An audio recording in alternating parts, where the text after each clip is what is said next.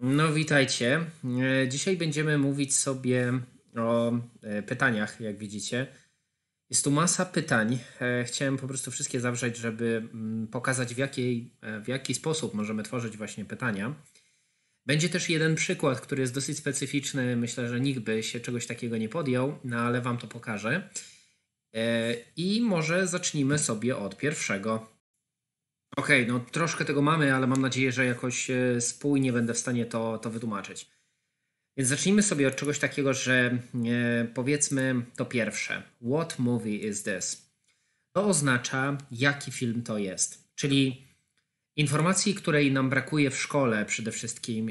Wielu ludzi nie mówi o tym, że what to jest słowo, które oznacza, a raczej słówko pytające, które oznacza, może napiszę tutaj, jaki, jaka, jakie. Czyli jeżeli my chcemy powiedzieć na przykład, jaka to jest osoba, to mówimy what person is that. Jak na przykład chcemy powiedzieć, jakie to jest auto, no to mówimy what car is this. I to jakby możemy, to zdanie możemy powiedzieć na dwa sposoby, ponieważ tak jak tutaj jest what movie is this, możemy również powiedzieć what is this movie, czyli po prostu robimy sobie tutaj inwersję. Na przykład what is this person, czyli co to jest za osoba, albo po prostu, czyli jaka to jest osoba, albo na przykład what person is this, albo what person is that. No i to jest właściwie tyle. O, przecież to jest poniżej. Jedno mamy załatwione. Przejdźmy do drugiego. Drugie jest to samo, tylko że tutaj nie stosujemy już to be, czyli mamy ten is, are, czyli nie mamy czasownika być, tylko mamy już czasy. Czyli mam na myśli wszystkie inne czasowniki, te bardziej skomplikowane oczywiście, czyli jechać, latać, robić, nie wiem, sprzedawać, kupować itd. I w tym momencie mamy na przykład what movie are you going? Takie zdanie niestety no nie jest poprawne, ponieważ iść na film to jest go to a movie. To jest takie zdanie, które dla mnie jest dosyć dziwne, zawsze było, nigdy nie potrafiłem go zrozumieć, ponieważ dla mnie film to jest coś abstrakcyjnego, to nie jest coś, co my możemy dotknąć, a zazwyczaj jak jest coś, co możemy dotknąć, zawsze będzie nam się kojarzyło z to, czyli na przykład go to a place, czyli jechać do jakiegoś miejsca, go to a museum, go to a castle, czy coś takiego, no to w tym momencie mamy to i to jest ok. Ale przecież są też takie rzeczy, na przykład jak impreza i mówimy go to a party, czyli oznacza, że idziemy na imprezę. No a impreza też nie jest jakby rzeczą, którą możemy dotknąć, tylko jest rzeczą abstrakcyjną. No to może na tym to polega, że ten film jest czymś abstrakcyjnym, impreza jest czymś abstrakcyjnym, więc też stosujemy to. Czyli co? Mamy rzeczy materialne, jak i abstrakcyjne.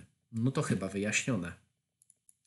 No więc wróćmy do clue naszego, czyli what movie are you going? Tak nie zrobimy, ponieważ skoro mamy go to, musimy powiedzieć what movie did you go to? Albo what movie are you going to?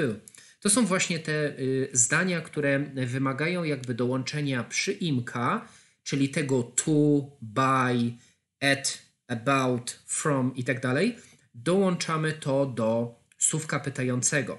Czyli na przykład, jeżeli chcemy powiedzieć, powiedzmy, o jakiej godzinie, może napiszę tu w prawym górnym rogu, napiszemy at what time. I tak możemy zrobić at what time, ale również możemy powiedzieć what time are we going to meet at. Czyli to at albo pójdzie na koniec, albo może iść na początek. No oczywiście, no bardziej, no nie wiem czy poprawnie, myślę, że native zdecydowanie używa tego na koniec, czyli te przyimki będą szły na koniec. Na przykład w takich zdaniach jak where are you from, co możemy znaleźć na przykład tutaj, czyli mamy where are you, who are you looking for, albo tutaj mamy where are you from, czyli skąd pochodzisz, a tutaj kogo szukasz. Więc zawsze te przyimki będą szły na koniec. Natomiast jeżeli powiemy for who are you looking, brzmi to dosyć dziwnie, czyli ja bym bardziej powiedział jeszcze inaczej. Czasami one przechodzą, a czasami nie. I tutaj właśnie chcę wam pokazać pewien ciekawy przykład, na który natknąłem się jakiś czas temu. No dobrze, mamy ten przykład tutaj. To jest dokładnie Chris Martenson. Zaraz coś o nim krótko opowiem. To jest ciekawy przykład, bo tutaj mamy Association Española, jak widać. No i oczywiście no, to jest chyba hiszpański, z tego co mi wiadomo. I tutaj po prostu jest jakaś tam kwestia ekonomii, jest wzrost wykładniczy, który jakiś czas temu tam sobie przeglądałem i w tym momencie on zadaje pytanie: at what time would it still be 97% empty? Nieważne o czym mowa, ważne jest to, że użył właśnie tego at what time, czyli oznacza to, że z początku pomyślałem oczywiście to jest hiszpański, tak, czyli to nie jest jakiś native, no ale zaraz wam coś pokażę i oczywiście tutaj mamy też at what time would it still be, no więc no tak mówi się. Dodatkowo jeszcze puszczę, w jaki sposób on mówi i myślę, że zdacie sobie sprawę z tego, że jest Amerykaninem. At what time is this stadium still 97% empty space? Tak, jest to amerykański akcent, ale jeszcze jedna rzecz. O tak, uwielbiam to robić. Chris Martenson, proszę bardzo, jest to biochemist, ale jest napisane born in United States, czyli tak, jest coś takiego, tylko tak jak mówię, nie zawsze to działa, no bo na przykład jeżeli mamy where are you from, to oznacza skąd pochodzisz, ale jak powiemy from where are you, tak, jest to akceptowalne, oni jakby zrozumieją, o co nam chodzi, ale no nie będzie to aż takie naturalne. Natomiast widzicie, że at what time wykorzystane przez jakiegoś biochemist, po prostu urodzonego w United States, jest to jest to naturalne w tym momencie. Nikt nawet nie zwrócił na to uwagi. Więc go easy on yourself. Czyli innymi słowy, bierzmy to zupełnie wszystko na luzie. Bez stresu. Bez jakiejś takiej nadgorliwej poprawności. Hate this. No okej, przejdźmy dalej. Tutaj też mamy coś takiego what kind of material, czyli jaki rodzaj materiału powinniśmy użyć.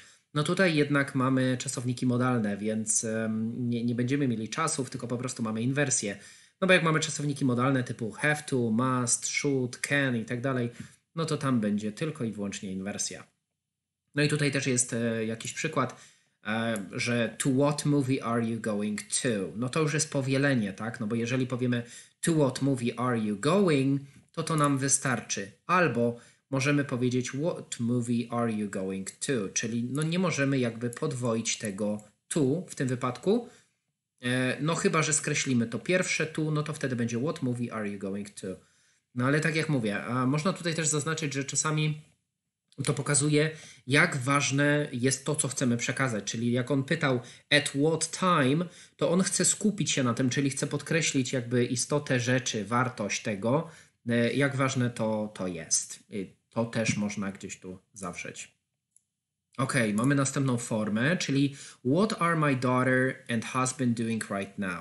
No tu jest oczywiście to, czyli co moja córka i mój mąż robi teraz, tak? Czyli chodzi o to, że na przykład what are people doing right now? Czyli people to będzie dokładnie to, czyli co ludzie robią teraz. Tutaj możemy sobie wstawić jakby people.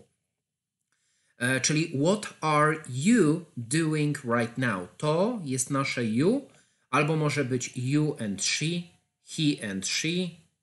Mam nadzieję, że wiecie, o co chodzi. Następną rzeczą jest kolejny sposób, czyli what this presentation gives. Możemy tutaj właściwie też dopisać gives me, czyli to, co daje mi ta prezentacja. To jest taka kalka językowa, której my używamy bardzo często, czyli możemy tak napisać, czyli what this presentation gives me is. Jak na przykład mamy w głowie takie zdanie, na przykład to, o czym myślę, to jest. Nigdy nie zaczynamy zdania od this is what I think, bo this is what I think oznacza, że to jest to, co myślę. Ale jeżeli my chcemy powiedzieć to, co myślę jest związane z czymś tam, będziemy mówić what I think is. What I mean is, czyli to, co mam na myśli, jest związane z, na przykład is related with albo is connected with i tak dalej. What I should tell you is albo goes around. Tutaj podkreślam jakby tę rzecz, że tutaj mamy is, czyli oznacza, że co powinienem ci teraz powiedzieć jest związane z albo jest w związku z i tak dalej, ale goes around jest wykorzystaniem czasownika. Czyli jeżeli mamy is, to mamy to be, ale jeżeli mamy goes around, to możemy powiedzieć biegnie dookoła, czyli jakby kręci się wokół tego tematu i tego. Na przykład, what I should tell you goes around the topic which we discussed yesterday. Czyli to, co ci powinienem powiedzieć teraz, kręci się wokół tego tematu, o którym mówiliśmy wczoraj. I tak właśnie ma wyglądać tworzenie tych zdań. Kolejne zdanie, na przykład what gives me the best prospects, czyli to, co mi daje jakby najlepsze, taki potencjał jakby, czy coś takiego, albo jakieś takie predyspozycje. Should help others as well. To zdanie oznacza to, co daje mi najlepsze, jakiś tam potencjał, jakieś coś takiego, powinno pomóc również innym. Czyli should help others as well. Jeżeli coś z tego jest niejasne, no to tak samo piszcie w tych komentarzach. Ja myślałem, że może byśmy sobie stworzyli właśnie taki webinar, poprowadzili taki webinar przeze mnie. Moglibyśmy zrobić 1 000 000 takich przykładów. W ciągu godziny myślę, że spokojnie byście załapali te wszystkie formy. Więc gdybyście byli chętni, to oczywiście napiszcie mi o tym, albo bezpośrednia wiadomość do mnie, zawsze mile widziana.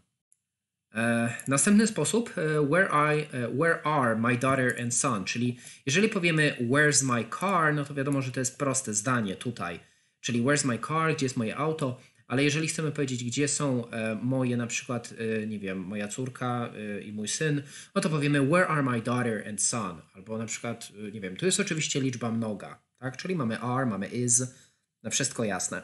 Problem pojawia się, i to jest największy problem, myślę, w angielskim, że ten present simple, on jest taki najbardziej skomplikowany, czyli mamy where do my daughter and son go, czyli gdzie moja córka i syn idzie. Na przykład możemy powiedzieć where are my daughter and son going? Where did my daughter and son go? I tutaj właśnie zmieniamy te czasowniki. Jest to zupełnie coś innego niż to be, które mamy powyżej. Następna rzecz to wykorzystanie właśnie takiej formy jak what to do right now. To oznacza to, co teraz zrobić. What to do right now, what to eat right now, co teraz zjeść, what to say, na przykład, czyli co teraz powiedzieć, what to say right now. I tyle, czyli what to do, what to say, what to make, what to think about, czyli o czym teraz pomyśleć i tak dalej. No i to jest kolejna jakaś tam możliwość tego, żeby zastosować takie pytanie. Następną rzeczą jest coś takiego jak pytania, które nie mają w sobie osoby, tu już zaznaczyłem, czyli what happened, what is happening. Jak widzicie, tutaj nie ma w ogóle osoby i to oznacza, co się stało albo co się dzieje. Czyli po prostu nie będzie tutaj osób. Osoby mamy tutaj, czyli na przykład where do my daughter and son go? Na przykład where did she go? Czyli gdzie ona poszła. Ale na przykład jakbyśmy zapytali się, co poszło źle, to wtedy powiemy what went badly. Bo oni zazwyczaj pytają na przykład how did it go? Czyli jak poszło? How did it go? No więc moglibyśmy się zapytać what went badly? Czyli co poszło źle. I to jest właśnie wykorzystanie no jakby kolejnego sposobu. Co tu jeszcze mamy? Chyba jeszcze jedna rzecz. I chyba ostatnia. What goes to buy? No to jest też wykorzystanie jakby, może zacznijmy sobie od tego. What is to buy there? Czyli co jest do kupienia tam. Albo what is to do now? Czyli co teraz mamy zrobić, czy coś takiego. Oczywiście to wszystko jest bezosobowe, bo nie ma tutaj osób, nie ma he, nie ma she i tak dalej. A tutaj jest to samo, czyli mam nadzieję, że już to powoli zaczynacie widzieć, bo jeżeli tutaj mamy, na przykład tutaj zaznaczę, mamy is i goes around, to mamy wykorzystanie to be, czyli tego czasownika być, jak i pozostałych wszystkich milionowych czasowników.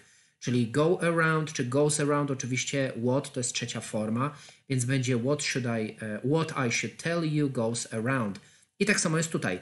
What is to buy there, czyli oznacza co jest do kupienia tutaj, ale what goes to buy, czyli na przykład a co idzie teraz do kupienia, czyli wykorzystujemy jakby czasowniki. No trzeba jednak z tym poćwiczyć, żeby miało to sens, ale też mówiłem o czymś takim w angielskim jak o mobilności, czyli wszystkie czasowniki, które traktujemy jak come, go, fly, move, czyli na przykład what moves into this project, tak? Czyli co jakby wchodzi w ten projekt, albo what goes into this project.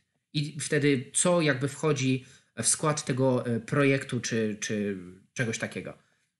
I tak samo na przykład możemy tutaj zdanie zastosować what functions as, czyli co funkcjonuje jako coś tam, coś tam. No więc to jest też pokazanie właśnie tej różnicy między to be a zwykłymi czasownikami, których mamy miliony. A to be jest tylko i wyłącznie jeden. Jeżeli macie jeszcze jakiś pomysł na what, myślę, że nie wiem, może jeszcze na coś skoczę, natomiast myślę, że to jest cała kompilacja tych wszystkich możliwości stworzenia pytania. Jest to raczej takie podsumowanie, a nie bazowanie na jakichś przykładach. Gdyby Wam brakowało przykładów, no to oczywiście napiszcie. Myślę, że bylibyśmy w stanie coś zorganizować. A tymczasem bardzo dziękuję za uwagę i trzymamy się mocno i do zobaczenia. Trzymajcie się, hej!